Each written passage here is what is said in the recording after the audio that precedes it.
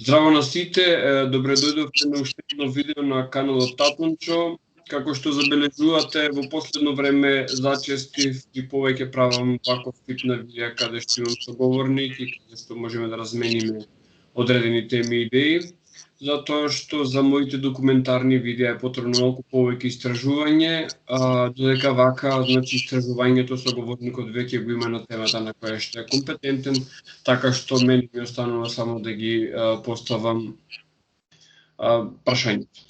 Денеска по втор пат на каналот Татунчо го имаме Зоран Тодоровски. Добре дојде, Зоран. Добре ве најдов. Како сте вие? Добри? Одличен. Зоран, дали може да се договориме да разговараме на ти, заради тоа што ќе биде дали тоа што ќе биде поедноставно?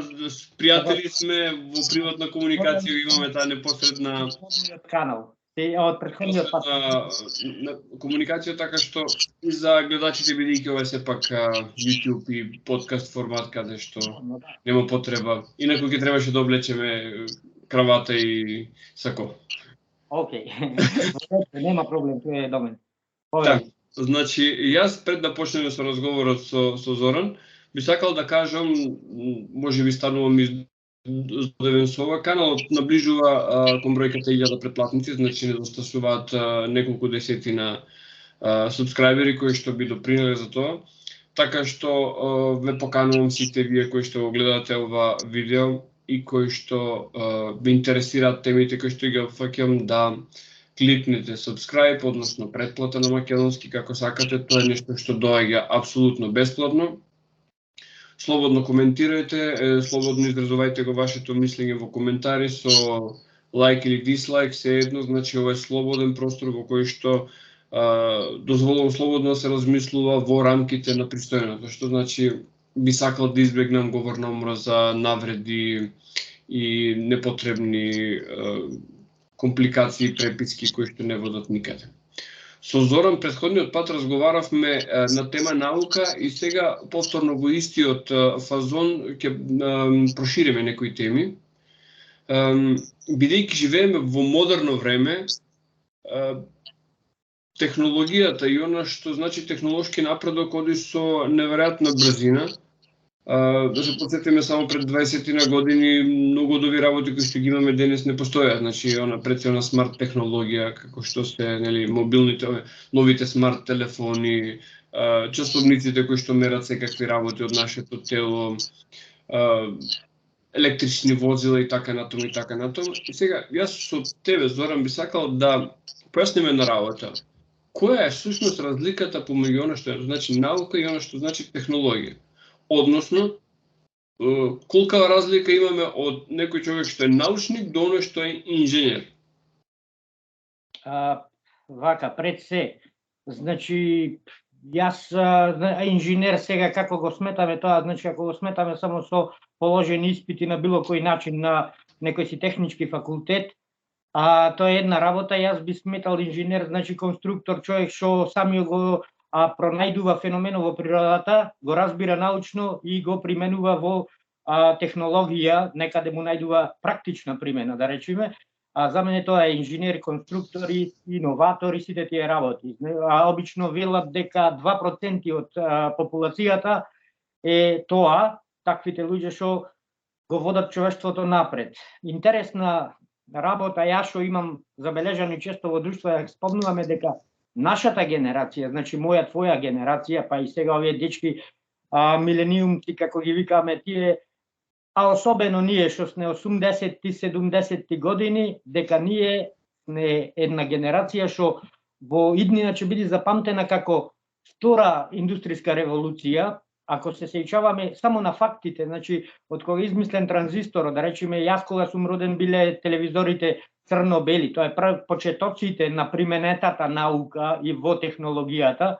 Телевизори, дискмени, MP3, компјутери, смартфони, сета таа технологија излезе во само една генерација. Претходно имаше револуционерни пронајдоци што беа применувани, да речеме, едно беше светлината, друго беше неизменична струја, трето така некои си покрупни, да речем, пронајдоци што не направиа толку впечаток, да речем, отисок на историјата во човештвото во оваа антропосена фаза, да речам, во човештвото, како што се случи во последниве 50 години, еве 50 поопширно и Дури мислам дека помалку. да, и помалку, многу помалку, да. А се случи една голема, огромна револуција, што некој не ја забележува промената од, да речеме, од еден обичен телефон, од Александар Бел до смартфон. Разликата тука е, имаме скоро бесплатен интернет, достапен секаде, тоа е огромно нешто, што на секој обичен човек, дури на примитивните, да речем, племена што се традиционално култура, што живеат по култура, имаат пристап до интернет, а тоа значи до целокупното знаење на планетава од генерации што е запишувано од Питагора, Аристотел, наваки секој може да има пристап до тоа. Додека во пред 100-200 години човек имаше познавање колку денес еден човек што може да најди на интернет. И во цел живот можеше да стекне толку познавање, факти, да речем, и со тоа и да го разработи својата логика и да размислува и да пронајди нови работи или да надополни на тоа до тогаш откриено. Мислам дека оваа генерација конкретно, извини, прашањето беше дека која е разликата? Разликата во она што значи научник и научни откритија, според мене имаме еден чекор потаму каде што научните откритија кои што можеби се и постари, да речеме конкретно ги спомна откритијата во електрониката, добар дел од тие откритија во електрониката се многу стари, ран 20 век, а се применуваат во најсовремена технологија, односно тоа што менува е само способноста да тоа се направи помало, поефикасно, пофункционално, функционално и така натаму. Добро веќе. Значи, конкретно за научникот и научниот метод, а после од тоа ќе преминеме на применета наука, односно технологија и инженерство. Неколку откритија од природата се клучни за оваа технологија да се развива. Помнав транзисторот, значи полупроводниците. Транзистор, диода, тиристор, сега веќе ги има во интегрирани кола тие работи, али тој, значи, тоа откритие, мислам, во Бел лабораторија МИТ, универзитетот е првично откриено, кој ги заменува вакуумските лампи. Тоа дозволува да можеме да фантазираме со технологијата до каде би ја развивале. Иначе претходно, значи, можеше само да проектираме електрони на катодна цевка и со тоа да добиваме некаква слика, али не можеше да ги правиме практични уредите, што викам, да ги носиме во својот джеп. Таа потреба е потреба, она да излегува секоја година iPhone 10, 11, 12, значи не е она некоја скриена контраверзија дека тие го имаат сето тоа измислено, па сега го кријат само од нас и го прават многу скапо. Не, тоа е секоја година се надоградуваат и таму производствените процеси, машини, тие работи, така да во наредно можат да го применат и да го дадат на комерцијална употреба и да ја достигнат цената достапна за секого. Мислам дека тие неколку се па еве да речам, прва работа на изменичната струја, односно транспортот од Никола Тесла, значи за да се добија во секој дом, да биде достапна. Значи за некој си 500 денари човек може да има дома електрицитет, што некогаш претходно било незамисливо. После тоа, да речеме, претходно интересно факт е, ќе кажам дека пример Александро Волта, кога прв пат ја промовирал своите откритија и ги промовирал таму пред кралица, пред сите лордови таму тие работи и ги промовирал на жаба. Значи направил примитивна батерија и електрицитето, жабата кога ќе ја пецниш, тој жабата мрднува доколку е пресно, да речеме, мртва, и таа мрднува и тој го презентира и као очекува реакции и кралицата на тоа му вика: добро, шо имаме, вика, ние од тоа, вика, сега ти шо мрда жабата. Тој замислувал дека тоа е електрицитетот, животната сила, што ги мрда луѓето, што го прави животот. До некаде и така е, протеините мрдаат то преку нервите електрицитет. Сега, значи тој само одговара, вика: не знам, вика, шо е, вика, кажете, вика, вие шо е, вика, чар од новородено бебе, вика. Мало е, го раниш, го храниш, го растиш, го пазиш, го внимаваш, а немаш никаква полза, ама во иднина тој станува човек. Така и вика: не знам, вика, уште шо е, вика, чар од електричната струја, вика, али знам дека за брзо време вие ќе го наплаќате, вика, на кралицата. И тоа се случува, да. Прв интересен, јас го спомнувам Хемфри Дейви, пронајдок, зашто пред него само било за презентации, за како феномени, нели, до тогаш не е постоело термин како научник и наука, туку биле шарлатани и се викало natural philosophy, секоја гранка од науката. И го спомнувам Хемфри Дейви кој го револуционеризирал научниот метод, поставил некои правила како ќе тераме наука во иднина. И тој направил еден интересен пронајдок, што не е вака многу практичен или сега нешто чудо, али она арк ламп, ја викаме, ламба со, како да ја кажам, со лакна струја, со искра. Таа лампа била многу првиот интересен пронајдок што почнал да се комерцијализира и за нешто практично струјата да се употребува. Претходно била само за презентирање нешто некаде. Нели струјата постои пред, е откриена пред Едисон и пред Тесла.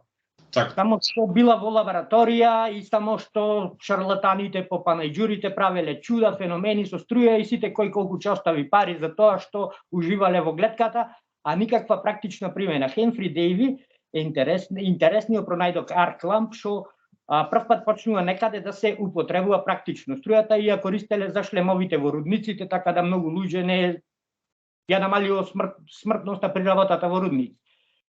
И така да сакам да кажам дека секој феномен во природата прво треба како научник да го запознаеш. Интересното е што јас викам дека разликата добар и лош пронајдок е потребата на народот. Значи најдобрите пронајдоци се некои смешни пронајдоци, како спајалица, таксиметар, таква работа, ама за нив имало потреба. Значи сега ние немаме потреба од WC шоја што лета. Али пример, некогаш имало потреба нешто да лета, така да тоа е практично, а ова не. Зборот ми е дека во секој инженер што конструира треба да е научник за да го открие феноменот и да измисли, да ја слушни потребата на народот и да го примени неговото знаење си практичен производ што може после народот да го користи, да речам, нашиот вид. Друго сакав да кажам, пример интересен факт е дека во медицината се најголемите достигнувања. Значи, оние кат скенери, тие го скенираат телото со емисија на антиматерија, фактички, на позитрони, антиелектрони, емитираат и ги прожектираат и така го скенираат телото, па и оние МР и магнетна резонанса уреди. Сите тие пронајдоци, рентгенот, никој од нив не бил доктор, сите тие биле научници и инженери, слушнале потреба дека може да се употреби таму и тоа што го научиле во природата, што го виделе, го примениле, го спакувале во уред и го дале на општеството да се користи каде што има намена, да речеме. Така, предпоставувам, значи логиката би била Њутновите закони кои што возможуваат статика и динамика, а истовремено имаме сета инженери, дали на градежништво, дали машинско инженерство и така натаму, кои што возможуваат да сето тоа функционира, познавајќи ги тие три едноставни закони како што се Њутновите. Да. Кои што се основа после на сите можни пресметки. Да, тој само ги формулирал, претходното било познато, само било интуитивно прифатено дека доколку, пример, че речам, доколку ние го фрлиме некој тежок објект, знаеме дека само тоа ни дава некоја сила што и нас не враќа назад. Интуитивно било прифатено. Но како формула, пресметка, зацртано, научно сработено го сработил, да речеме, Исак Њутон. Мада неговите, например, и тој самиот има една изрека дека јас, вика, гледав подалеку зашто стоев на рамена на джинови, односно се мисли дека, предпоставувам, дека сите негови тие откритија, не го порекнувам како инфлуенсен човек што променил многу во општеството, само сакам да кажам дека пред него на тоа работели Кеплер, Јоханес Кеплер и тако браи баш тие истите закони биле сработени, само не формулирани во математика принципија, книгата што ја објавил Исак Њутон и да биде достапна за секој. Си ги знаеле тие таму во Данска, си ги пресметувале каде ќе биде Марс година, ама не било достапно за секого, а Исак Њутон само ги формулирал испакувал како што треба и ги дал на човештвото да секој може и да не мора да биде ракетен инженер, може да биде инженер, планира да направи ракета, може да си ја земи формулата од Исак Њутон и да си пресмета колку сила треба да примени или слично, ме разбирате. Така, ти раскажуваш една интересна анекдота каде што пронаоѓачот на Халеевата комета кој што не можел да го разбере феноменот, дека Њутон онака во неврзан разговор му ја дал формулата со која што ќе го пресмета низиното враќање во орбитата. Да, тој бил исклучиво брилијантен мозок, Исак Њутон, значи математичар добар и многу подлабок. Имал разбирање, едноставно, како што викаме, опулен човек. Ги разбил работите, не ги учел. Она од книгата кој ги се трудел да ги разбере и ги разбира. Во врска со тоа, интересно е што да, тој му го пресметал, тоа го имал некој си формулиран систем на пресметка на математика во промени. Значи како додаваме, па се менува самата формула во текот на работата. Оние, да речем, интеграли, лимес, тие работи ги имал тој формулирано, добро систем направено, а не секој пат да се снајдува различно и заради тоа е многу значаен, да речем, што уште неговата гранка од математиката се учи на технички факултети како испит, калкулус. Значи неговата математика на промени веќе е гранка. Во математика како што е геометрија, алгебра, имаме калкулус, математика на промени, матрици и тие работи.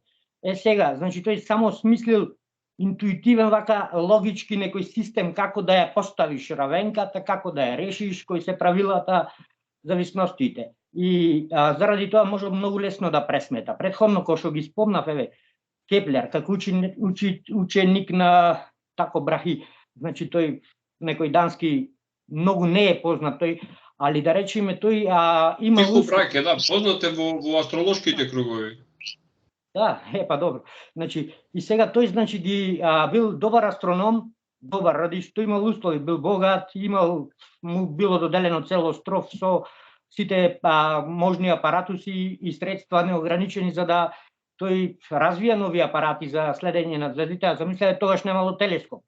Само со оние агломери, со тие работи, со некоја си геометрија. Го собирал податоци, правил статистики. Значи тоа е тоа што е битно во науката, на еден начин научниот метод. Тој ги класифицирал работите, ги средувал, збирал архива на која може да побараш логика. Инаку како да бараме логика, само посејчавање каде беше Марс лани. Доколку го запишиме аглови степени каде што точно, в година пак, трета година пак, може би некој после нас ќе ги разгледа тие податоци и ќе ја најди логиката. Зошто така?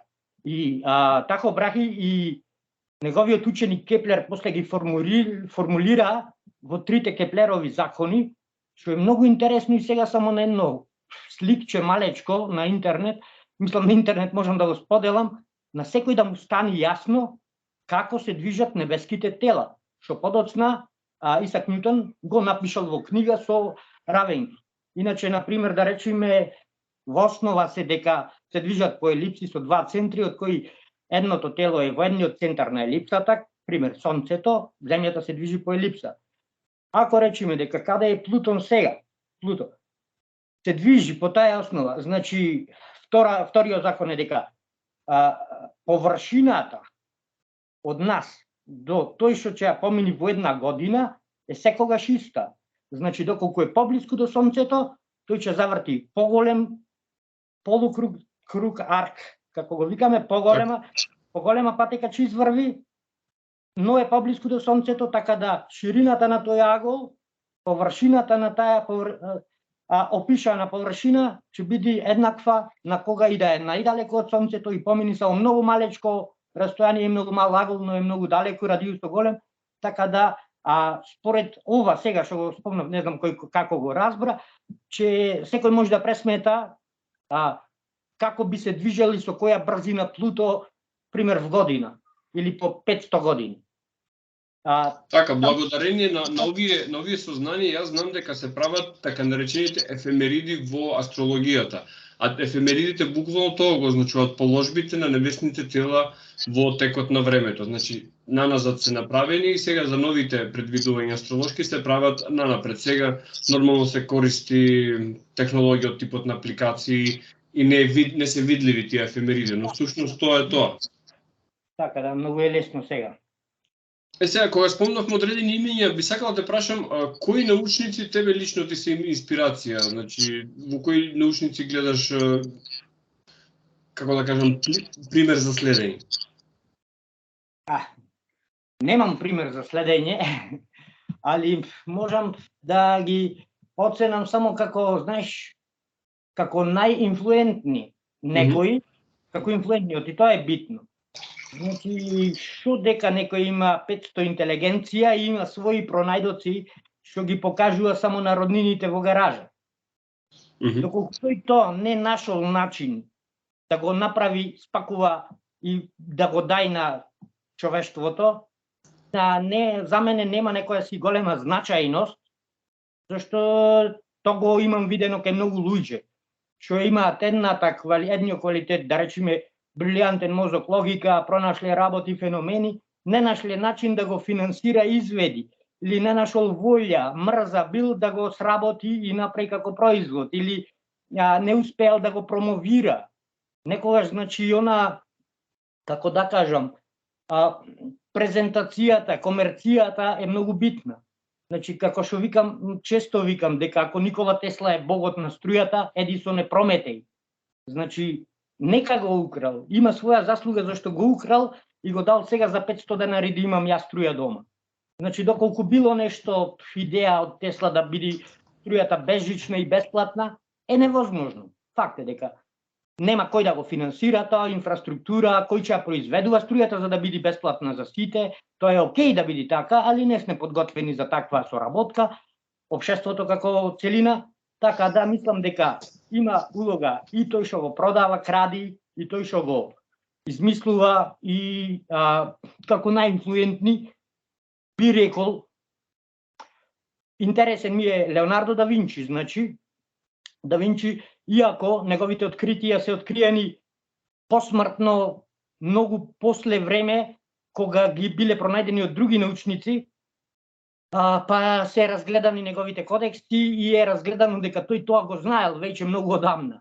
До ден денес и НАСА користи негови нацрти и концепти, пристап на решавање на проблемите од неговите тетрадки.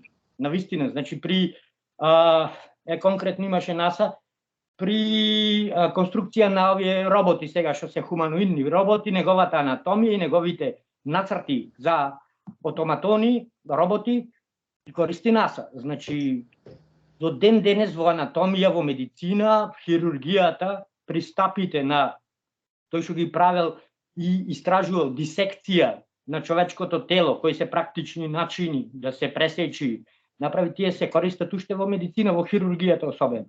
Значи, тој има некаква улога, иако после долго време од како е откриено, со неговите заслуги е надоградено нашето знаење. Друга работа, нормално дека Никола Тесла, иако, да речеме, многу од пронајдоците негови се препишани на други научници, тој го отворил патот. Значи, тој му ги отворил очите, направил бродче на daljinsko, и сега тој не бил добар промотор да го продај то, па на некој му текнало, ова Тесла што го прави за да му штрака публиката, ја можам да направам пример, да речеме daljinsko за врата гаража, што ќе го продам на народот. Така да тој му го дал на народот, без разлика како. Дали му го украле или бил среќен или не, тоа не навлегувам. Бил на добро место, имал добри пријатели, што го промовирале, што го гледале, што работи, па и да му украа не е тоа проблем. Ја мислам дека него не би му било проблем, него не му требале пари. Така, слични такви негови пронајдоци се радиото кој што подоцна Маркони го комерцијализира и имам слушното дека и всушност принципите на рентгенот ги откриено. Тесла има барање за истиот патент, значи пред Маркони не му е одобрено, му е одобрено по наредна година со задоцнување после Маркони. Значи, но, што е работата? Маркони го спаковал, направи уред и рекол, ова ќе се користи кога ќе одиме на риби, да си кажеме ваму пеца рибата. Тој го направил како конкретен производ. Овој само го презентира како феномен. Видете сега овде, ако штракам вамуче штрака, не кажал примена, не нашол каде како да се спакува. Зашто едно е да го направиме како токи-воки за на риби, а друга работа е да го направиме за водомовите, трета работа е за брза помош. Значи, поинаку треба да изгледа производот. Овој го спакувал по-практично, по-наменски. Значи, Едисон има барање за патент пред Маркони, но тој го спакувал. Маркони го спакувал како конкретен уред со намена. Така викам и за телефон. Значи, Александар Бел направил многу после години телефон, но тој е таткото на телефон. Так. И Тесла има за телефон, и Едисон има. Предходно се користело телефон со специјална намена. Во железницата треба да појде екипа да инсталира во Нью Йорк, па во Хизнеј каде Чикаго, па тогаш да има телефон. Новој направил уред што секој може да си го купи и со мала поддршка техничка да му го уклучат дома да има телефон. Тоа е работата, мислам, не е само да го измислиш или видиш во природата, треба да најдиш намена конкретна и да го направиш бум, наеднаш да се дај на цела планета. Според мене тоа е значањето, така да исто е веќе спомнам други научници, ете ги спомнав Антуан Лавозие, значи друг инфлуентни, кажувам, што направиле промени и ги запишале, оставиле на поколенијата. Тоа е нашиот адут на Homo sapiens. Културата и разговоро, комуникацијата што може да си ги предајме знањата. Значи во природата до ден денес се снимени, се појавува на пример примат и друг мајмун, направил копие и со него лови риба. Но тој не комуницира, не го остава тоа знаење на неговите деца внуци. Но човеко ја има таа способност што го остава понатаки да го доразвиваат. Според мене, заради тоа се битни тие научници што тоа го документирале. Друга работа го спомнав Хемфри Дейви, не можам да речем Исак Њутон е нормално многу значаен. Океј, Ајнштајн, не знам кој какви има предрасуди, гледал од друг агол на работите, поставил некои правила, што се многу пати проверени, е така и се користени. Па не знам, би ги спомнал старите научници, значи Аристотел, Ерастотен, Питагора, многу други да речам. Не знам вака, едноставно сите тие што се што ги знаеме, научници, оставиме нешто за да ги знаеме. Во тој поглед, Зоран, оди моето наредно прашање, значи мене посебно ме инспирираше тој дел каде што спомна каква била науката во времето на Александар Македонски, односно дека на неговите освојувања, на неговите походи со себе водел цел еден тим на научници, запишувачи, библиотекари, кои што го откривале светот и во таа научна смисла, не само во војна. Па, предполагам малку повеќе за ова и околу податоците од каде го имаш исцрпено ова. Вака, значи податоците нормално ако ги барате, може да најдете дека Александар бил бугарин на интернет, значи кој зашо е пристрасен, такви податоци ќе најди. Јас зборувам пред да истражам. И додека немам конкретни податоци, океј, сите ќе дојдат некаде контраверзни, ако некој бара контраверзија во тоа. Значи, знам дека Филип II, војската што ја наследил Александар, значи тоа е силата на Александар, наследил генерали, искусни, обучени војници, професионалци, и наследил, значи, во неговата армија постоело, дали било во армијата или ги носел со него на пат, не знам, значи знам дека постоело одделение на наука, дали го викале Department of Defense или не знам како, зборот е дека постоеле луѓе што се платени да измислуваат, значи да живеат некој си слободен живот, да не мислат на царевката да ја садат, туку да размислуваат на нови иновации во што би се користеле особено во армијата, во војната. Така да не знам дали сте сретнале, може да се побара дека пример катапулт е македонски изум. Може да го најдиме негде дека е грчки, али е македонски, развијан од тоа одделение на армијата на Филип, да речам. Друга работа, оние кули, што се познати римјаните, ги има на цртаните со Астерикс Обеликс.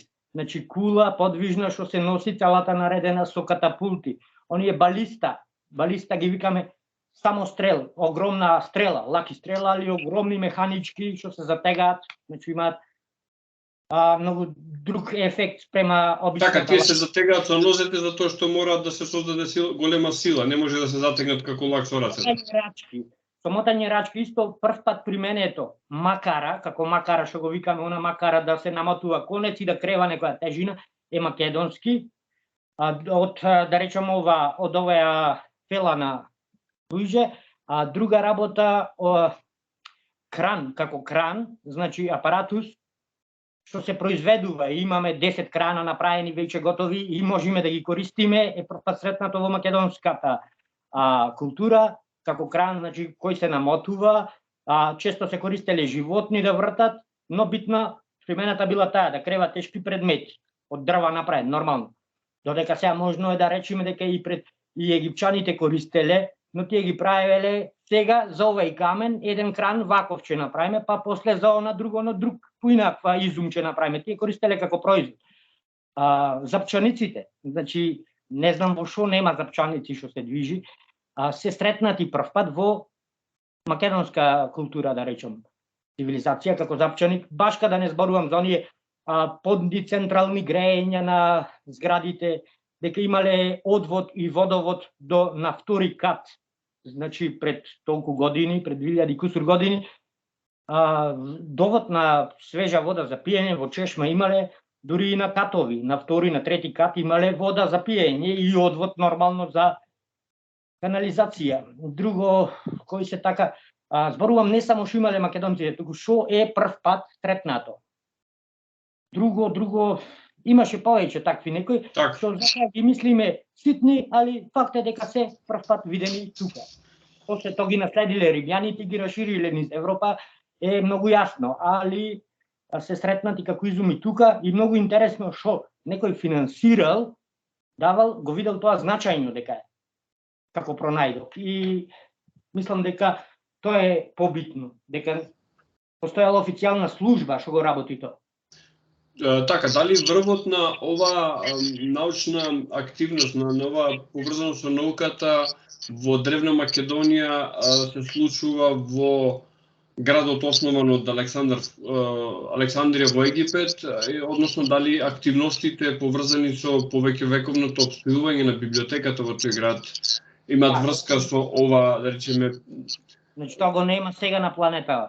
Да речеме универзитетски град, каде што сите се научници или студенти талентирани. Тоа го нема сега. Тој бил многу пред времето и видел значајноста на тоа.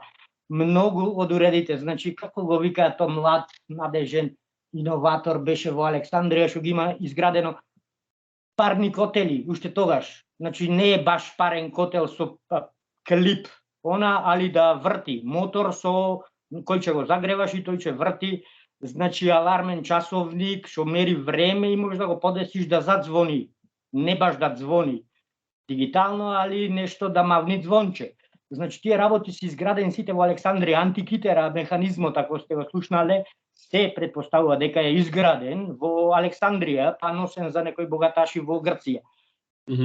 Нели тоа е грчки, антикитера островот е во Грција и за Грција, официјална Грција е тој изработен механизам. Не знам дали сте го сретнале, тоа е астролошки компјутер. Значи со запчаници, со многу реда запчаници, механизам што го нема тоа после многу години. Нешто перфекција од механизам кој ги предвидува многу астролошки промени, како да речеме астролошки часовник. Некој си се предпоставува дека во кулата на ветровите требало да стои, па не стигнал до таму пошто бродот бил потопен. Но се смета, тоест дека и точно кој го изработил. Пошто се најдени сепак некои записи на што работел тој талентиран дечко, заборев сега името ми закочи мозок. Значи не бил само тој. Тој имал сите до еден што живееле во Александрија, биле на некој начин иноватори, филозофи или интелигентни луѓе, ќе речам. Така, тука имаме и непознатата жена научник од антиката, тој е Хипатија од Александрија, така што за која што беше направен преубав филм Агора. Ќе го разгледам, ќе го побарам тоа нешто, не знам. Не сум Тоа се запознат. практично последните периоди од животот на библиотеката пред незиното палење, значи тука веќе е појавено христијанството и веќе римјаните се дојдени во Александрија, значи буквално збориме за доцниот период. Така, да. Друга една работа поврзана со Александар која што е куриозитет, за неја јас правев видео, тоа видео го базирав врз основа на списите на Плутарх, значи не измислив ништо. Да. И имаше многу коментари, особено коментари кои што беа од неупатени луѓе кои што не го виделе видеото, туку само го коментираа насловот. А станува збор за тоа, видеото беше Александар Македонски, мистеријата околу неговото потекло. И сега, обично коментарите за потеклото на Александар Македонски беа нема мистерија, тој е македонец.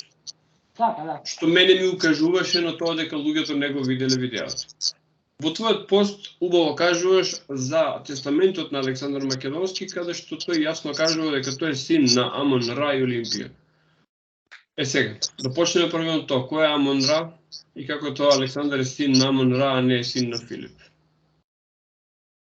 Вака сега, значи не сакам да одам во шпекулации, пошто сум прозиван тука како научник од представник од мејнстрим науката, пред се. Значи, што Homo sapiens општеството се договорило дека ќе му го презентира на младите деца. Да. Затоа не сакам да шпекулирам, јас би кажал што сум читал, едноставно не е лошо како култура, сепак сме луѓе, не сме роботи, да си го знаеме тоа. Јас како го прифаќам тоа дека и за мене, значи кога многу луѓе како научник, иноватор ме прашаат дали ти веруваш во Бог, па да, јас викам сум иноватор, не може да го најдам, си го измислив Бог. Ме разбирате? Добро. Некој кого треба да бидеш благодарен и како човек, како припадник на ова врста, не зошто би се делел, зошто би протестирал против нешто што не ми ни смета. Така да мислам дека пример веќе речеме Амон Ра, нели Бог на сонцето во Египет. Секаде се појавува Бог на сонцето и затоа јас според често на социјални мрежи во форма на шега го опишувам дека за мене Бог е или Ѓорџи Колозов во бел чаршаф или сонцето, викам, ме разбираш, друг нема. Значи сонцето, викам.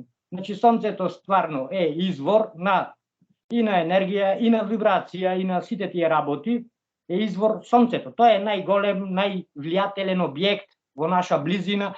Океј, звездите се многу далеку за да ни влијаат нас сега, и планетите да, али не влијаат во многу мала мера, да речем, да речеме гравитација, магнетни поли на било што.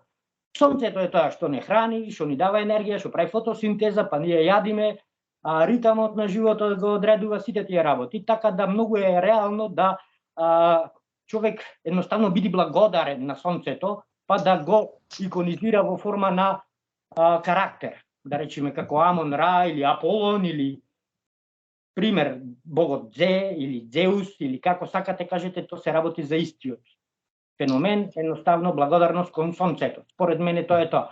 А зошто е тоа, мислам дека е веќе пропаганда. Мислам пропаганда не на Александар или Олимпија. Едноставно многу големи личности за да се направо покажи, да не се објаснува сите негови заслуги, да не се објаснуваат сите негови квалитети, едноставно кога се кажи или наметни мислење дека тој е син на Бог, и тогаш готово јасно ние се. А едноставно да биде прифатен како врховна алфа фигура, да речеме, морало да се направат такви приказни, иначе мислам дека реално би требало да не е зачнат од такво битие, мислам и од собствениот. Да речем, тоа може да го прифатиме како култура, како традиција, да го почитуваме, да го раскажуваме. Значи, ја до ден денес раскажувам на малите деца и за грчката, да речем, митологија. Тоа интересни приказни се, во кои има многу мудрост во позадина, ако некој побара мудрост. Иначе, спрема религиите, сум читал многу религии различни, едноставно сум барал вистината, која е зад сето тоа. Зашто не прифаќам само јас сум православен ради тоа што сум роден тука во ова време, а претходно ако сум бил, ќе сум бил, да речеме, друга религија, или ако бев во Кина, ќе бев будист. Значи јас само скажувам, ги разгледувам сите и барам нешто што е вистина, значи секаде што сум го нашол е дека Бог е еден, Не може да биде мојот Бог различен од Богот на муслиманите, ако веќе постои Бог. Ако постои Армагедон, е еден за сите Армагедон. Така, нели самата дефиниција на Армагедон е тоа. Значи не може мојот да биде сега, твојот утре. Едноставно тоа успеав да го сватам, дека Бог е некој непишано правило, некој алгоритам, ако си лош, ќе те следи лошо, али напишан во форма да го разбери и поедноставен човек, со помалку знаење и едноставно да го прифати како тоа така треба да се понашаме ние, за да ни биде добро. Значи, нормално, ако крадам, ќе ме запознат сите дека крадам, никој нема да ме стака, никој нема да ми верува, ја ќе имам лош живот. Едноставно, таков алгоритам го разбирам Бог, али тоа е непишано правило што секаде е универзално. Едноставно дека треба да бидеме благодарни. Така, Зоран тука спомна една интересна работа, го изрази своето мислење со кое што јас нужно не мора да се согласам, нити па гледачите. Исто така, сакам да напоменам дека кога разговарам јас со вас како мои соговорници, не значи дека јас го промовирам тоа што вие го кажувате. Наедноставно си правиме муабет и секој има право да не се согласи со секого. Значи, секој има право да каже различно мислење. Така што овде сме за да направиме плурализам на мислата, што е добра работа. Сега, кога ќе одиме тема по таму, ќе ми дозволиш да поразговараме на некои теми кои што се актуелни, се контраверзни и сега јас ќе си ја земам улогата да бидам адвокат на ѓаволот. Што значи, ќе ги кажам темите кои што се контраверзни, може би ќе речи дека ги застапувам, но ги застапувам само заради една по една, да немам време да се спремам во главата, знаеш, наутата. Заради целта на разговорот. Например, искрено мислењето може. Денеска имаше објавено дека е годишница од одењето на месечината. Дали човештвото отиде на месечината? Вака, значи, не, само кратко, ќе нафрлам факт. Кратко, најкратко. Да не. Да се објасни мислење и никому не му е ни задача ни потреба да го убеди некого дека биле или не. Али знам, според мене, на 500.000 луѓе што 10 години земале плата од нешто, не го правеле тоа за да убедат некого дека биле. Немале потреба, значи едноставно можеле да направат уште една пара војска и со сила да го наметнат тоа мислење. Друга работа, јас бев ракетен моделар пред да имаме право да не пратат од школа во ракетно моделарство. Како талентиран бев испратен предходно пред да учам ОТП на училиште и знам правев ракети. Јас во коментар таму исто слично го пишав дека ако јас на 10 години и 8 години правев ракети за $1, малечки, тогаш можам да замислам за 600 милиарди денешни долари што би направиле 500.000 квалификувани луѓе.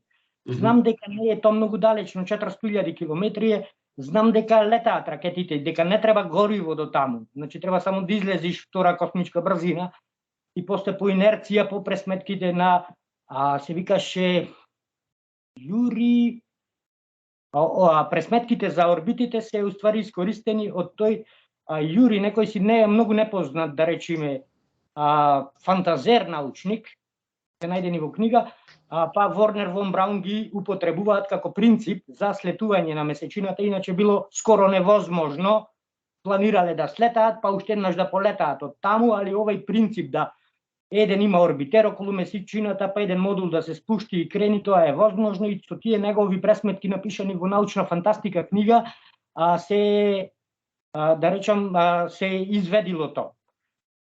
Не мислам, току многу имам работено, нели би бил поинтересен и како соговорник и во друштво, доколку зборувам такви, да речам, теми дека не беа, дека НАСА не лажи или било како, таму илуминатите го контролира светот. Знаете, тоа што е популарно, интересно и има многу слушатели. Но јас кажувам дека сето тоа ми е проверено. Пред се би го порекнале големите сили кои биле во таа трка.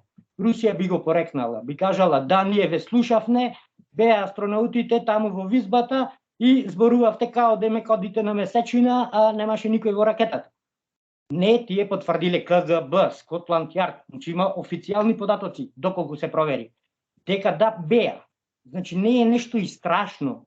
Мислам невозможно. Едноставно сега е скапо и нема потреба да се оди таму. Така, имам неколку подпрашања. Значи, за тоа дека е скапо и дека е непотребно, сега го знаеме сите тоа и јас, например, сум прв кој што вели дека истражувањата во Вселената се непотребни со оглед на проблемите кои што ги имаме тука на Земјата. Но имам неколку подпрашања кои што не одат во она што велиш илуминати и слични работи, туку. Ван Аленов појас. Самата мејнстрим наука кажува дека е концентрација на голема радиација во која што ниједна електроника не би прошло, да не зборуваме за биолошки живот. Тоа е еден од проблемите.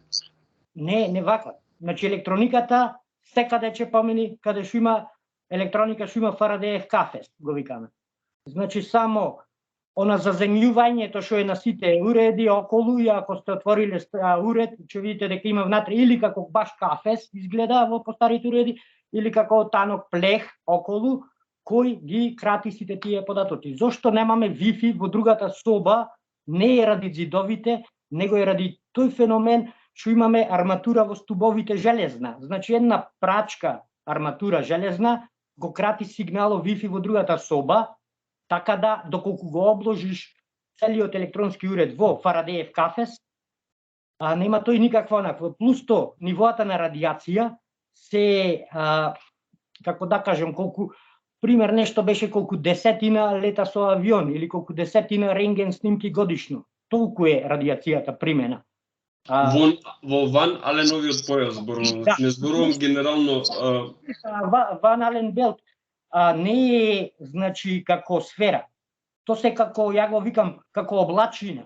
Некаде е, некаде не е, некаде појако, некаде послабо. Постои ризик, било страшно, али претходно биле испратени многу, значи, затоа викаме Аполо 11. Не викаме Аполо 1 дека појде. Имало други Аполо што само беспилотно свртиле, па има со еден човек што само свртил па не слегол, па после има дури да се осмелат да цапнат на месечината. Зборот ми е дека не е толку страшно Ван Ален Белт, и не е така како што го прикажуваат, доколку бараме ќе најдеме во се, да речем, контраверзија, ова како го изведија, ова како го изведија. Али тој што истражува може да побара и да најди начин. Конкретни бројки се, тоа е правено, значи, многу одамна со балони, космичките зрачања, Ван Аленовиот Белт кога е. Сите тие работи се многу пред Аполо, конкретно измерени, да речеме, и експериментирано е со глувци, со други животни, па после со човек. Нема да негирам, значи го нафрлив само тема, еве сега друго нешто што сакам да прашам, како се вика камерманот што го снима Нил Армстронг, затоа што го гледаме неговото всушност слетување на месечината, значи некој од надвор го снима. Не би сакал да првата работа и втората работа, дали тој модул имал доволно, пошто бидејќи нели месечината е мало тело, ама сепак има гравитација. За да се совлада таа гравитација, дали од Земјата беше потребна толкова ракета да се кренат таму, а за кревање од месечината беше доволно само тие мали моторчиња што беа на модулот. Тие се две. Гравитацијата по равенка е експоненцијална зависност. Значи квадратна зависност. Значи ако за нешто 2 треба 4, за 4 не значи дека е 8. Може да биде 160, пример. Значи зависноста е крива што изобличува. Еве да речеме пример, како па пример Јупитер е, не знам, мислам, не 1000 пати, многу, милион пати потежок од Земјата, а има гравитација половина фазла, пример, да речеме. Не можеме да се ориентираме така, без да истражиме баш детално, зошто, како, колку гориво, ете ги, Њутон, равенките, знаеме, акција, реакција. Ме разбираш, ракетната наука... Прифакам, а за камерманот? Мислите на ова што реков Стенли Кјубрик пред... Не реков тоа, реков, значи, имаме сцена од слетување на месечината, каде што Нил Армстронг слетува, велиме дека е првиот човек, а гледаме дека снимањето доаѓа од надвор, што значи некој пред него поставил камера. Ќе зборувам вака, ќе зборувам само предпоставки, без да зборувам факти, пошто, значи, имало спремни видеа, нормално, и она што ја гледам на телевизијата, ја не би верувал да ме убедува некој дека е тоа директен пренос. Работата, ја вака е предпоставка само да хипотетичка реалност, да јас правев ракета каде што одам на месечина и не знам таму што има, а треба тоа да го прикажам во тек на студена војна на целата планета. И пример би размислил што ако таму има нацисти, да речем уште од Хитлер да сто. Како ја тоа би го кажал на народот. Што ако има нешто, пример Господа е таму, па треба да го снимам, па овде да си направам џурулти на планетава каде што јас сум сега главатар, да речеме во некоја смисла владата на Америка, и сега како јас тоа би го представил дека има некој над мене таму, или било како, или што ако појдам таму и да ми мавнат чврга и да се вратам назад, и тоа било срамота. И би си спремил во студио снимка за во случај таму да е Господ ми мавни чврга или да има нацисти, па да треба овдека сите да тргнеме во хаос. Мислам, не ли анархија нормално и мене да ми кажа сега нацисти има на месечина и јас не би се грижел толку да одам утре на работа. Пример, разбирате. И сега ја би припремил такво видео и кога би пошол, па сега дали имало таму, зошто не било прикажано. Ја не би на овој ден, едноставно го сметам како големо достигнување на човештвото, пошто видете, вие рековте дека вселенските истражувања немаат некоја си практична намена. Еве само ќе ви кажам факти, пронајдоци, значи ова фотогреј стакло, овие работи пластика, тие работи, сите се експериментирани и пронајдоци, патентирани во Вселена. Значи најмногу во Пинов ги вика тие програмата на Вселенската станица. Имаше година до, мислам, 2000 само патентирани пронајдоци во медицина, намена во една година во Вселена. Значи, ако не е битно, да речеме коронавирусот да се однеси во Вселена и да испитаме неговите својства, како се однесува без гравитација, како на кислород, без кислород, тие работи и направиме лек. Ако тоа не е битно, не знам што е. Медицината, да речеме, или оние, појма немам ни што се тие 2000 пронајдоци. Веројатно се само некој надоградување на постоечките, пример антибактериски челик, антибактериски црева за систем, нешто такво е. Значи, и до оние работи што не ни мислиш, лепенките на патиките велкро е измислено за Вселена и не е измислено за да биде лепенка за лепење, него за чешење на носо на астронавтите. Стварно, во скафандер. Значи, сите тие се некаде пронајдени работи, никој не оди за да го пронајди нештото што би барал. Значи, овие термометри што мериме со ласер температура, тоа е пронајдок со кој произлегува од многу скапа програма за мерење на температура на звездите. Така да сега го направиле помалечко и го имаме за 5 евра од AliExpress да мериме температура без да го лапам истиот топломер сите. Значи, тие има, значи, само што никој не оди конкретно, одиме сега овој пат во Вселена за да пронајдиме лек на тоа. Туку одат со милион експерименти и ги пробуваат сите таму, и ги експериментираат и на кој најдат заклучок, тој ќе го донесат и ќе кажат дека, мислам, ќе кажат, немаат потреба нас да ни кажуваат, тој што ќе побара, ќе го најди. И има многу голема, да речам, заслуга вселенските истражувања, затоа и Вселенската станица. Единствен, најскап и најголем објект направен од човекот. И се сите влади, мислам сите, поголемите влади што може да бидат и во војна, нема да ја растурат Вселенската станица. Ме разбирате? Значи, еве сега, Русија и Америка и НАТО се во конфликти, Украина, а горе има научници со што си функционираат. Значи, тоа е нешто што човештвото се стреми. Поред мене, дека тоа е нешто над човековите побуди, инстинктивни и, да речем, животински нагони. Тоа е нешто што да се стреми Homo sapiens да биде, да се почитува без разлика на граници, политика и националност. Поред мене, вселенските истражувања имаат огромна заслуга и да, научниците, астронаутите беа на месечината во 6 наврати, 12 луѓе имаат шетан по месечината. До ден денес, доколку имате опрема како астроном, тоа е некој 1000 евра ласер опрема со кој се мери далечи. Сега, значи, има такви за 100 евра, ова е од 1000, да речеме, евра, да може многу аматери, астрономи го имаат и ја мерат далечината на месечината, како таа се оддалечува, нели? Сега, значи, на месечината, површината има поставени уреди, кои тие аматери астрономи можат да ги видат и да насочат ласерот од тие уреди ретро огледала ги вика ретро. Тоа е огледало на три огледала на прав агол, али се поставени, центрирани таму од некого. Не разбирате. Што сега постојат, можат да ги видат и ако имате таков лазер да ги употребувате бесплатно.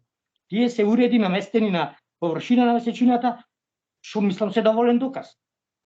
Така, значи повторувам уште еднаш, значи во име на интересна, забавна дискусија го поставив прашањето, така што мислам дека и твоите одговори немаше да бидат така бурни ако не постои ваков тип на прашање. Види сме технички проблеми, повторно ја воспоставивме врската.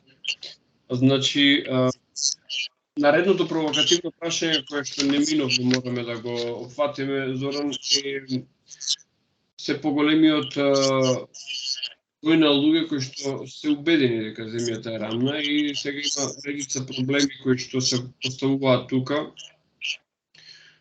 Значи, од она што тие луѓе го споделиле со мене и она на што сум наишол.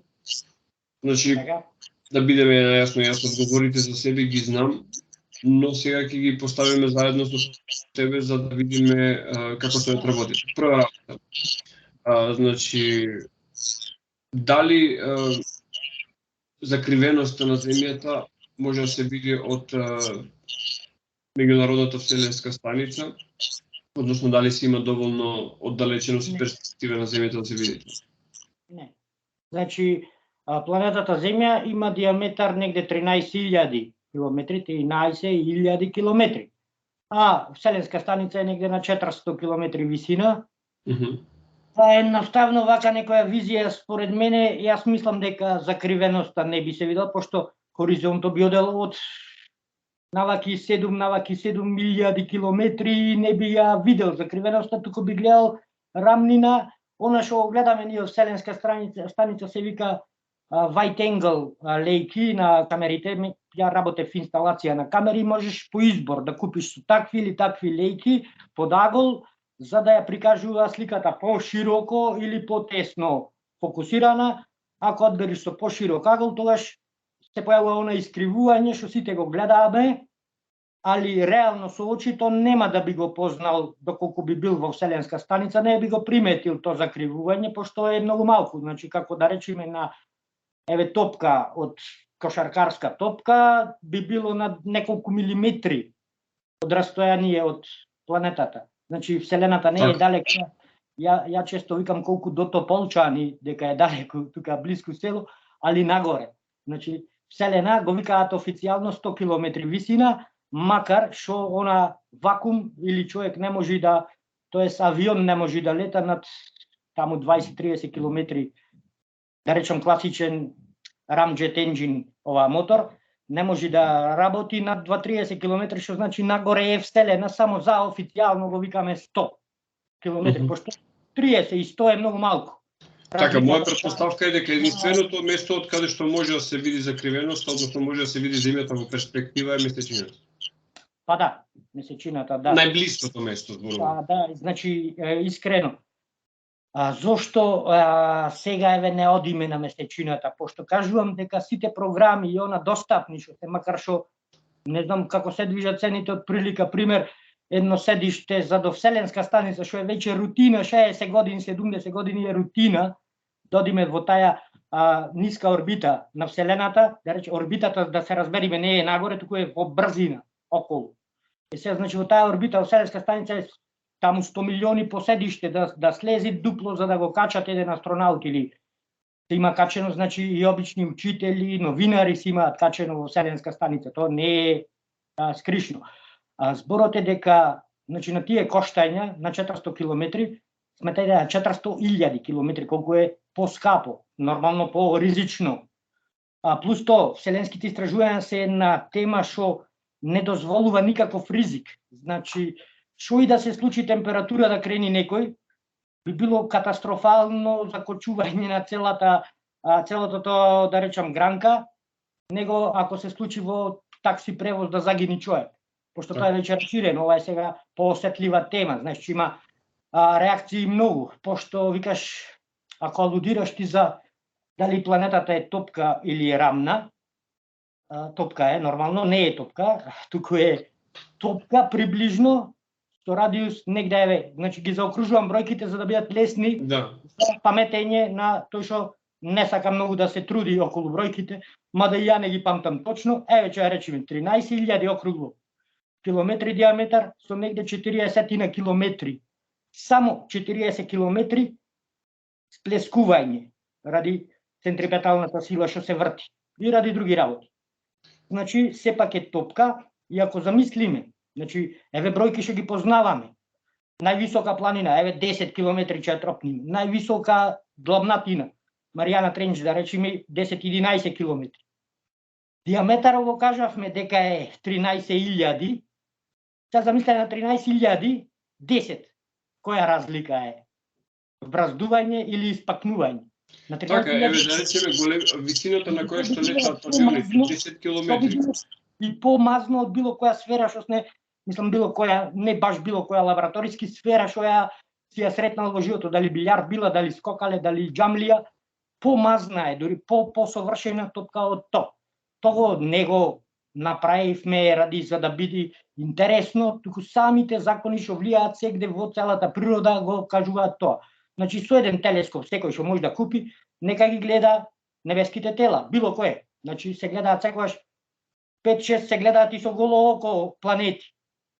Секое што ќе го видиш небеско тело во природата, тоа е природа, вселената, секое небеско тело со големина пречник над 500 километри е веќе направено округло. Тие што се помали веќе се изобличени, ради што нема доволно гравитација да дојдат во форма на топка.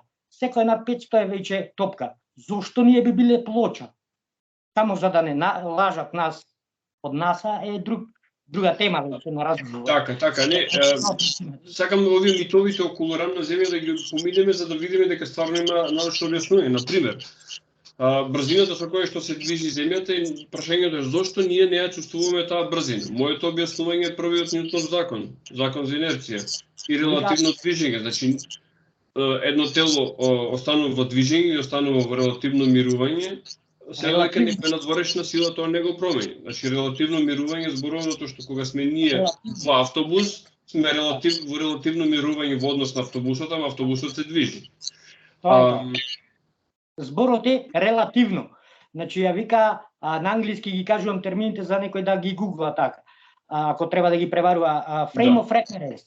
Значи, никаде не се спомнува, секаде е во frame of reference. Значи, во референтната рамка во која што се движиме, ние сега се движиме со 60 на час со автомобил, ама земјата топка, самата ротација има некаде 1000-1200 километри на час на екваторот. Со се атмосфера, со се врти. Значи целата таа планета се врти околу Сонцето со друга брзина. И Сонцето околу центарот на галаксијата се врти со 300.000, не знам колку, многу големи брзини. Сега ако споредуваме референтна рамка во која брзина ние се движиме спрема надвор од галаксијата е друг муавет е спрема улицава тука асфалтот. Која рамка на референтна рамка се движиме. Тоа е разликата. Сега сакам да спомнам дека веќе на планета отворено е општеството и комуникацијата и веќе постојат луѓе што ја обиколиле планета. Значи, веројатно ти познаваш некој морепловец што одел на брод. Прилеп е град со најмногу морнари, значи не процентуално, туку најмногу по бројка во Европа. Град што има морнари, што земале плата од таа индустрија, е во Прилеп, значи не во Сплит или некаде, да речем Барселона, некаде било каде. Зборот е, ја познам многу морнари што го обиколувале светот и тоа нив му е многу јасно дека е планетата округла и зошто е тоа така. Сите тие работи му се јасни. Пилотите му е јасно тоа. Значи веќе имаме комуникација со која можеме. Ако бараме ние кој рече, сигурно ќе најдеме некој си, ја викам црнец на YouTube што кажува дека во Австралија луѓето се глумци. Појдете во Австралија, испулете се во месечината. Значи самите шари, еве најголема шарка препознатлива е баш што спомнаме тако брахи, тако кратер, ова го викаат, она бела долу. Од наша перспектива е долу. Бел кратер со бели траки како распрскани. тој е тако кратер. Ако појдеме во Австралија, ќе го видиме на горната страна, надолу распрскан. Веќе тука не мора да некој ми прикажува фактите, едноставно кој не верува нека појди, нека види. Под екваторот ја гледаме месечината однопат. Логиката е на разумен човек дека нешто тука е во таја смисла. Сега, значи дека не постојат научни, не постојат, не знам, значи постојат пред, мислам, 2500 години. Го кажувам чест пример, Ерафтотен, грчки, да речам, мислител, веќе тогаш не се научници, мада е математичар и многу други работи. И Питагора, 600 години пред нова ера, сите истото го многу лесно му било нив опулено, јасно дека е планетата топка. Ерафтотен сакал да ја пресмета обиколката, значи периметарот, колку е голема топкава на која што се вртиме. Него му било веќе јасното. И земал едно стапче, на одреден ден во Александрија, бунарот, сонцето паѓа во зенит, а во друг град, на истиот тој датум кога бил на некој си празник бележан, не паѓа сонцата тука во бунарот. Тој сватил дека паѓа, дека сончевите зраци идат под некој агол. И сега аголот не е ради што сонце има две сонца, туку работата е што топка е закривена, така да самото искривување прави да под различен агол паѓаат зраците. И тој земал одометар, исто така македонски изум, римјаните после го користеле многу за мерење на патишта. Одометар направа која е нормално едно тркало и си се врти тркалото и си брои колку пати се завртило. Платил луѓе да појдат од Александрија до Сиена, да измерат колку има растојание. Со тој податок, едно стапче од пример 1 метар, што си го влечкал со него, ја мери на тој и тој датум, кога е тој празник, сите знаат, истиот ден, истиот празник, во толку и толку сато, си го мери сенката на стапчето што ја остава сонцето. Во тој град, другата година оди во тој град, каде што пресметал колку е далеку, ја мери сенката, многу лесна геометрија, пресметува дека земјата не само што ја округла, туку и пресметува диаметар со мал процент на грешка. Така да, значи, тоа е познато за човек што разбира. Мислам што разбира. Што не мора да има податоци, може да размисли вакви некои податоци што му се пред очите, да ги разгледа и да го сфати. Нештото дека е така. А доколку бара контраверзии, ќе најде. Она што е најинтересно е како не чувствуваме ветер. Значи, со оглед на тоа дека земјата заедно со атмосферата се движи низ празен простор, како може празен простор да создаде ветер? Нема ветер. Мислам, во Вселената немаме ветер. Ветер овде се случува ради сонцето. Сонцето ја загрева, пример. Да речеме Сахара. Движењето на самата атмосфера. Кога после се лади, таја топлиот воздух е поголем волумен, се распределува и така настануваат ветровите. Тие се оние познати случаи многу порано на училиште дека има постојани ветрови од екваторот кон нагоре и надолу, тие се постојани ради тоа што земјата таму најмногу се загрева, па кога ќе се сврти на ладната страна, односно темната страна, ова другата изложена, има тенденција тој ветер, тај загреан воздух да се распредели. Тоа е ветрот. Иначе целата атмосфера во глобала заедно со световката си се врти. Заеднички. Значи затоа тука има многу феномени, што ако зборуваме, има Магнус ефект при вртењето, какви струи се појавуваат, имаат како ореола, некако беше ефект, дека при вртењето окей што возат ветровите од екватор према половите, имаат мала тенденција да истранат, али тие се работи што сега може само да се дозбуниме, не сакам да звучам ко некој што сака да ги збуни соговорниците, па да биде во право, едноставно ги кажувам само најочигледните работи. Да, ова мислам дека е интересно да го споменеме, зошто авионите кога ќе полетаат, земјата нели бидејќи се врти со одредена брзина, не се врти побрзо и никогаш не можат да стигнат, да речеме ако одат кон запад, не можат да стигнат до дестинацијата. Значи би сакал да го објасниме ова во контекст на она што значи релативно движење, релативно мирување и во контекст на прва и втора вселенска брзина.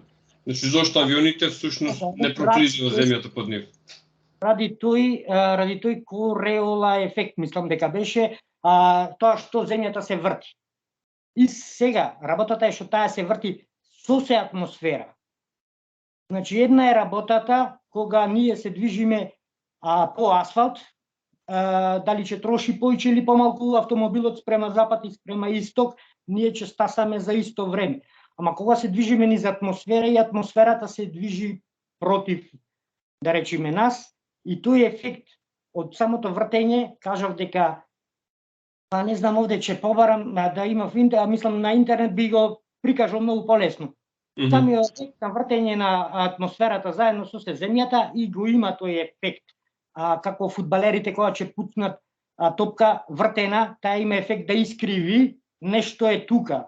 Истражувањето го насочувам само Кореола ефект, мислам дека се викаше, дека ветровите малку истрануваат, малку одат контра. Помала, ама тоа е физички феномен што ако задлабочи човек ќе го разбери и ќе го увиди вака, ќе проба со една топка, ќе ја сврти вака и ќе ја фрли, ќе ја сврти обратно, ќе ја фрли, ќе види дека тоа така оди. И ќе го разбери самиот интуитивно. Ако човек го истражи. Ке те надополнам со ова, луѓе кои што научната мисла ја спротивставуваат на она што значи Библија и религија. Бидејќи јас сум убеден дека повеќето луѓе кои што зборуваат за религија немаат прочитано Библијата, еве тука, значи во контекст на збор на ова што го правиме муабет, книгата Јов е книга која што има стихови кои што се сериозно астрономски. Ево Стар Завет е Нов Завет.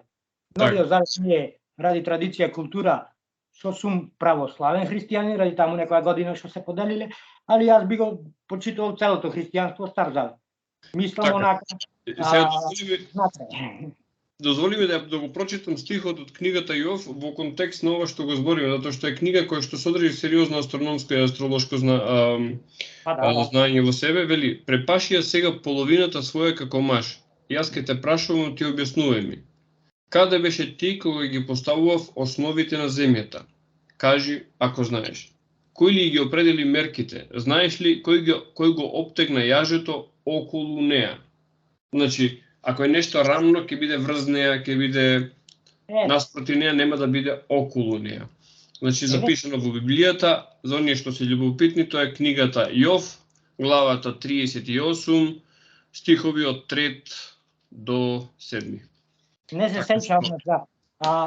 Може слободно да се побараат. Во секоја религија, значи во муслиманството, мислам дека Мухамед е нивниот пророк, тие не го порекнуваат Исус како пророк, само кажуваат дека ова е последниот пророк, да речеме Мухамед. Таму 600-та година, која и да е, значи приказната е дека ангелите го земаат Мухамед во вселената, според вака сега зборувам сликовито, не сакам никога да навредам. И му раскажуваат дека земјата има континенти, дека е округла и тој ја гледа од вселена. Напишано, да речам, по-филозофски, по-инаку, али во основа и во муслиманството тоа го пишува. Во секоја религија тоа го пишува дека е топка земјата. Само што сега ова е некој друг тренд. Значи, за да биде земјата плоча, за дека не бевне на месечината, дека пример НАСА не лажи нас и ни прави вируси, не знам што. Значи, секој ден има по 35 нови организми што ги каталогираме. Значи, нормално е да се јави некогаш некој што ќе имаме мака ние како короната, што не сме имуни до сега. Тој мутирал, тие само тоа знаат, да мутира вирусите. Значи, зборот ми е дека та контраверзија е некој тренд. Ја викам луѓе без работа, значи што со лесно го вадат лепчето, не значи дека со лесно, споредбено спрема во минатото. И сега, значи, бараме некој виновник. Зошто јас сум сега толку неуспешен спрема другите, ради тоа што ете, постои сила која нас не контролира и не лажи и ни наметнува вакви лаги, и ја мислам дека тука би го барал јас проблемот во тие теории на заговор. Дека, примерете, не знам, јас се зафркавам често, на шала го кажувам дека птиците се дрон камери од НАСА и го гасни НАСА сонцето навечер за да смени батерии во птиците. Мене ми се толку смешни. Значи, 3G, 4G, то го имало во секој развој. Значи, кога се појавила струјата, била пропагандата, она осветлувањето улично. Пропагандата дури со постери, дека ради осветлувањето на улиците луѓето ќе се понаша како вампири, ќе биде агресивни. После тоа, значи, ете со далеководите, дека ќе изумра пчелите, дека не знам што, па со 2G, па со 3G, па сега со 4G и 5G. Значи, на секој се јавува некој си отпор кај нашата сорта, што ќе го употреби то како, пошто му е нејасно, и ќе го употреби како оправдување за својата неспособност и ќе си бидат трајат во комфорт зоната неспособни. Како оправдување пред себе си. Ја мислам дека тоа е причината, а не дека постои некаква завера, да речем, заговор. Ајде, уште една тема која што знам дека е интересна и знам дека оние баш мејнстрим извори објавуваат во последните неколку години, а тоа е НЛО вонземјани, значи живот надвор од планетата. Што официјално знаеме за тоа моментално? Што официјално објавено? Ќе пробам на аутопилот да покријам поширок дел, не само дали постојат мали зелени, како што во шала ја го кажувам, нејчиме мали зелени, овде јас сум мали зелен и доста е. Работата, значи, некако од Холивуд вонземјани. Пред се, дали постои живот на други планети. Пред многу години уште на стариот профил напишав моите предпоставки за каде би се открило. Значи, тоа не е некоја јака работа.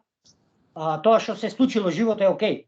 Повеќе клеточен живот и со интелигенција е интересна појава, а доколку живот во не е нешто чудно, бидејќи самиот живот, значи ние сме изградени од тие елементи што се најзастапени секаде. Значи нема негде да нема јаглерод, па ние да сме специјални. Секаде има кислород, јаглерод, вода, секаде има. И водата негде е течна, негде е гасовита, секаде има тие работи. Има и планети со магнетни полина, се има. Причината, мислам, за развој на животот дека е радијацијата. Сите што ја неа сакаме радијацијата, космичките зраче, значи таа е причината за да мутираме. Инаку не би мутирале. Од кога постои, значи кажувам податоци што се мејнстрим наука. Од кога постои планетата, од кога е изладила, после создавање на месечината, од како била, да речеме, вжештена топка лава, па се судрила со планета Теја и тие работи. После тоа, кога била лава, имало heavy bombardment, го вика периодот кога сета таа материја изфрлена во Вселена, паѓа пак назад во форма на метеори, и едно време стивнува, има негде копно каде да стапниш и некоја вода што ќе се кондензира. Од тогаш имаме податоци за постоење на живот. Значи 3,5 милиарди години скоро. 4. Имаме по сили дека постоел живот. Сега, значи многу милиарди години, тој живот бил во форма на еукариоти, прокариотни клетки без јадро, значи едноставно цитоплазма, имало аркеа, имало бактерија. Бактеријата е цитоплазмата направена од протеини, аркеата е од шеќер. Сега што се случило? Тоа значи 3 милиарди години одело така, како ќе влезе едни субстанции, ќе ги задржи тие што треба, другите ќе ги изфрли и тоа веќе е хомеостаза. Јас тоа го викам живот. Сега, значи не постои дефинитивна дефиниција, тоа е прецизна за што е живот. Барајте, ќе видите, зависно областа, различно е дефинирана. Прифатена дефиниција е периодот меѓу раѓање и смрт. Значи што е многу кратко, не описно. Значи јас за живот го дефинирам да биде, да задржи хомеостаза. Значи да прима нешто да изфрла, да се размножува и да мутира и нешто да прави да мрда, викам ја. Она народски го кажувам. Значи за мене е тоа живот. И сега тој живот е многу различен со повеќе клеточниот живот. Значи се случило пред пред краток период, после 3 милиарди години. Откако биле бактерии сите, окей, како колонија на бактерии нека биде надзидани како снопче. Во форма таква биле, али не повеќе клеточни да работа во единка клетките. Сега, тој живот изфрлал, да речеме, кислород, што тој кислород после го убил овој живот, овдека, пошто кислородот е многу реактивен, значи гори. Сега, после тој настанок на тој живот, се случило некои од тие живи организми да го преживеат то количество на кислород, дури да го употребат. После тоа, значи исто така битен елемент е дека се случило да една бактерија голтни аркеја, али да не ја свари за да ја ги користи, да речем, субстанциите што се однезе, туку едноставно аркејата преживеала во бактеријата и станала во форма како јадро, како митокондрија, сега што го имаме во сите клетки. И тогаш кога митокондријата можела да прави фотосинтеза, енергија, ЕТП, како се викаат тие протеини, и да ги дава на надворешната клетка, односно бактеријава што ја голтнала незе, тогаш станува еукариотна клетка, што ја имаме сите ние с неа од еукариотни клетки со јадро, нели, со митокондри внатре. Сега со тие клетки се појавува можноста за појава на комплексен живот.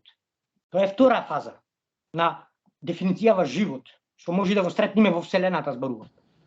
Значи, тоа е друго чудо. И трето чудо е да сите тие повеќе клеточни организми после еволуира, па четврто чудо е да имаме технолошки развиена интелигентна цивилизација. Од интелигенцијата и не е некоја си еволутивна придобивка, нели, и кулите ги кажувам за пример, постојат колку 600 милиони години пред да постојат дрва на надвор, на копното, постојат ајкулите. Ајкулите не развиле интелигенција, едноставно биле добри во средината. Али кај нас се појавило кај Homo sapiens такви редица на настани што испаднало да интелигенцијата ни остани нас адут фактор за преживување. Ништо друго, значи немаме канџи, немаме крзно и останало интелигенцијата да биде еволутивна придобивка, а не е правило дека таа е најголем адут за преживување, зависно условите. Тогаш се погодило да изумрат диносаурусите, примати такви како мајмуни мора да живее во пештери. Многу битен фактор да го пржат месото, значи ги разлага протеините на шејкери, на масти, тие работи, да не зборуваме хемија. И тоа е чиста храна за мозокот, а овие имале време покрај огништето да зборува, имале комуникација, да црта под џидој, па дедото да му пренеси на внучето како се прави стрела, па тоа на неговото поколение, и така се развило технолошки интелигентна раса, што сме денес ние. Сега, значи јас тогаш предвидував на стариот профил дека доколку ништо не би ме зачудило и доколку најдеме на Марс, значи ако не остатоци од живот, или на Венера во облаците може да има, али тие се поконтраверзни предпоставки, повеќе јас би типувал уште тогаш напишав, а сега нек имаше интересно, јавно објавено мајнстрим наука, за тоа зборувам, на Енчаладус. Тоа е сателит на Сатурн, многу малечок сателит, али таму има знаци. Значи и услови каде би се развиел живото, има, испарува нешто метан, тие работи, да не е комплицираме. Енчаладус може да се јави, може да се појави на Титан, али токо ќе се провери, уште немаме проверено. Може да се појави на Европа, тие се сателити на Јупитер. Европа исто така е внатре вода, ги има условите, има материјалите тие што се потребни, значи тоа го гледаме. Одавде може да видиме што материјали е направено, спектроскопија, нели, светлината ја делиме со на Исак Њутон, ја викам Pink Floyd ефекто, и гледаме кои светлини фалат и знаеме од што е направено. Така да тоа е видено дека постојат тие материјали таму, условите се тие, можно е да се појави, али и да се појави и да се најди, според мене, многу тешко веројатно е да се појави појавата на интелигентна, високо развиена цивилизација како ние.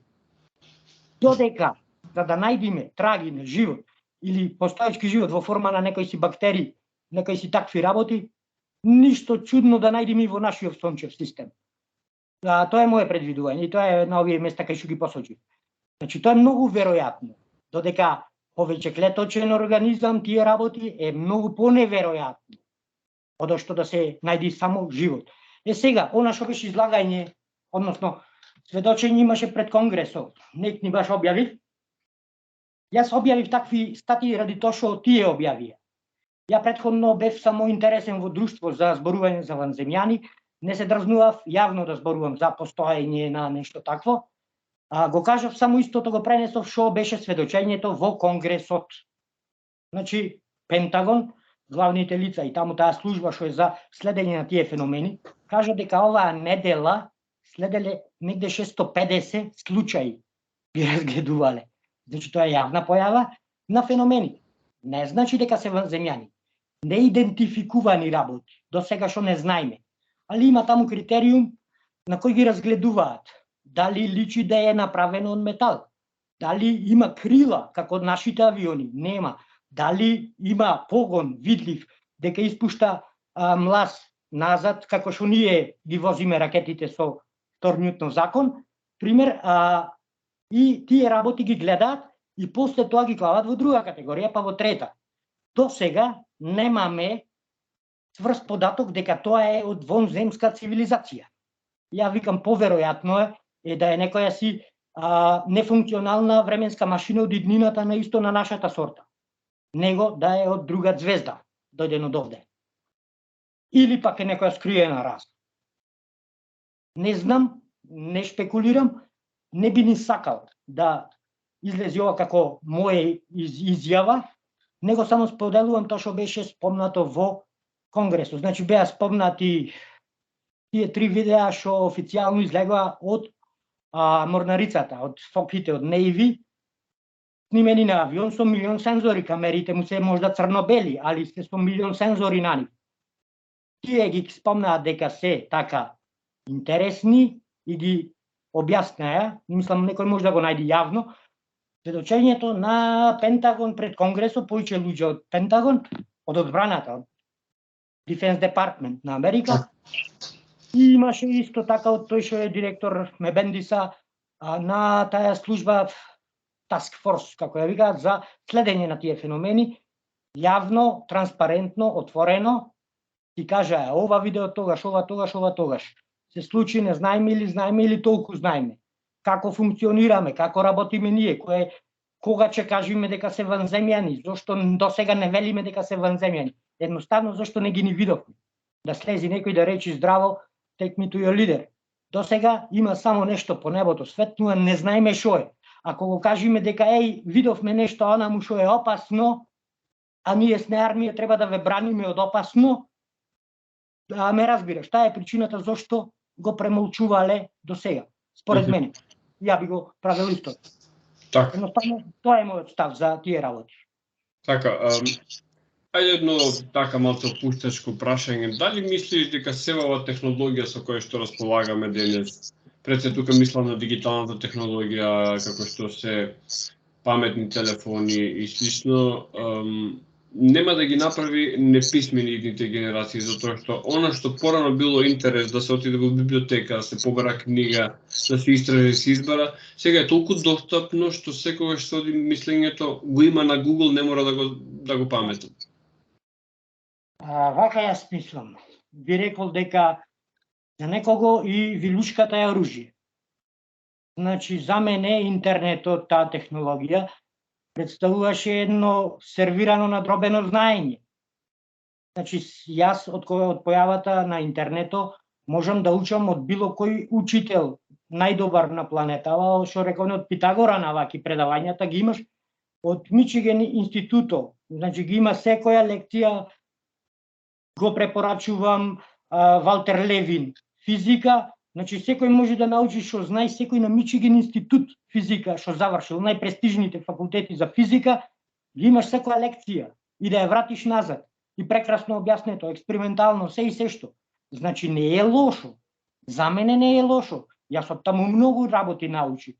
Чак сега можам и да не одам во библиотека, туку да мижам и пробувам да заспиам додека учам.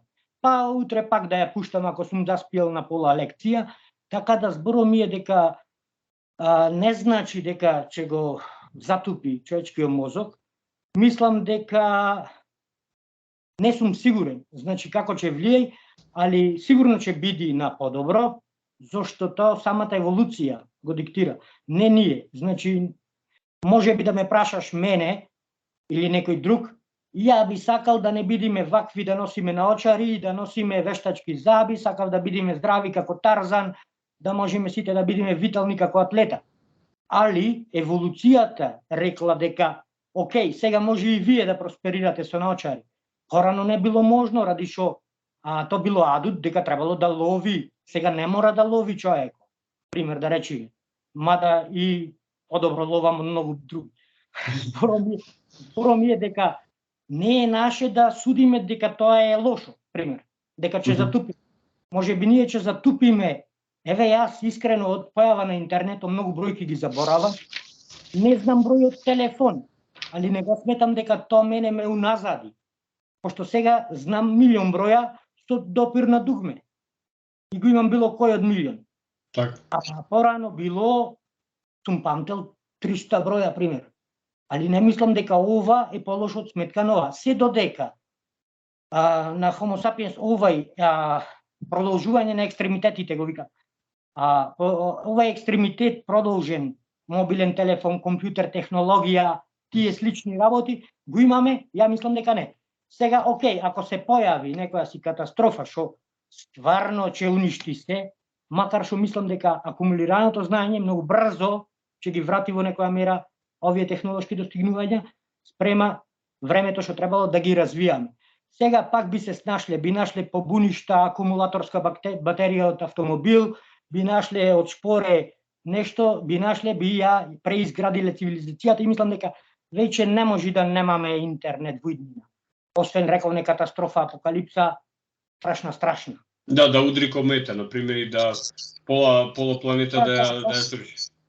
Па да, се додека остана така некои си пакети, че го врата цивилизацијата во некоја мера, пак да речеме главниот во племето че има мобилен што ќе го полни на соларни панели од негде за еден преживеан панел. Ме разбираш? Нешто ќе остане во самото, затоа викам антропосцена сега веќе во геологијата на земјата е вплетено производите од човештвото. Веќе сега како да најдиш соларен панел после апокалипса ќе биде исто така лесно како да најдиш железна руда. Пример да речи. Така, ова се мои предпоставки, да речем. Така, Зоран, мене ми се допаѓа твојот оптимизам во поглед на иднината, што во денешно време е реткост. Јас ти благодарам што и овој пат одвои време за да поразговараме со оглед на твоите новонастанати и интензивни обврски. Ти благодарам за се она што сподели со нас и се надевам дека ќе се видиме наскоро пак кога ќе имаме новитети за разговарање. Ти благодарам од кој тебе, благодарам на сите и так не знам што да кажам, па да се слушнеме во следна прилика, не знам, ајде со некој повод. Нема проблем. Секој добро. Те гледаме, поздрав.